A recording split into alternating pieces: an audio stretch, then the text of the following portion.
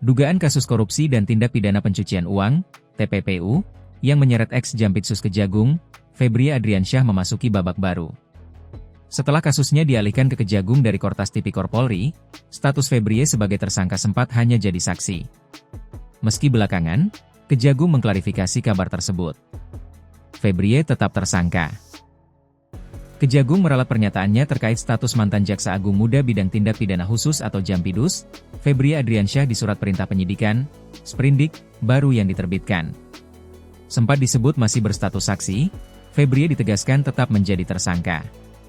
Kepala Pusat Penerangan Hukum Kejagung, Anang Supriyatna menjelaskan hal itu didasari oleh penetapan tersangka yang dilakukan sebelumnya oleh penyidik Kortas Tipikor Polri. Di waktu yang sama, Kejagung juga menerbitkan 3 surat perintah penyidikan, Sprindik, baru terkait kasus dugaan korupsi dan TPPU yang menyeret Febrie. Anang menyebut penerbitan 3 sprindik baru tersebut dilakukan untuk menindaklanjuti pengalihan perkara dari kepolisian. Tersangka kasus korupsi dan TPPU Asabri. Teranyar, Anang mengatakan baru ditetapkan sebagai tersangka dalam perkara korupsi dan TPPU PT Asabri. Menurut dia, penetapan tersangka tersebut sebagaimana berkas sprindik Kortas Tipikor Polri.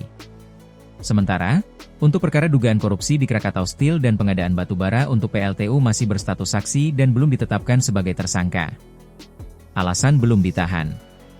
Kejagung meyakini Febrie tidak akan merusak atau menghilangkan barang bukti terkait kasus dugaan korupsi dan TPPU yang menjeratnya. Hal itu disampaikan Anang merespons kekhawatiran masyarakat lantaran Febrie masih belum ditahan meskipun telah berstatus sebagai tersangka. Dia juga meyakini Febrie akan bersikap kooperatif dan memenuhi panggilan pemeriksaan penyidik. Ia menyebut Febrie juga tercatat masih berada di Indonesia dan telah dicegah berpergian ke luar negeri oleh pihak imigrasi. PPATK turun tangan. Pusat Pelaporan dan Analisis Transaksi Keuangan, PPATK, menyatakan siap membantu aparat penegak hukum menelusuri aliran dana dalam kasus Febrie. Kepala PPATK Ivan Yustiavandana mengatakan, lembaganya terbuka untuk berkolaborasi dengan seluruh aparat penegak hukum dalam mendukung proses penyidikan, termasuk melalui penelusuran transaksi keuangan.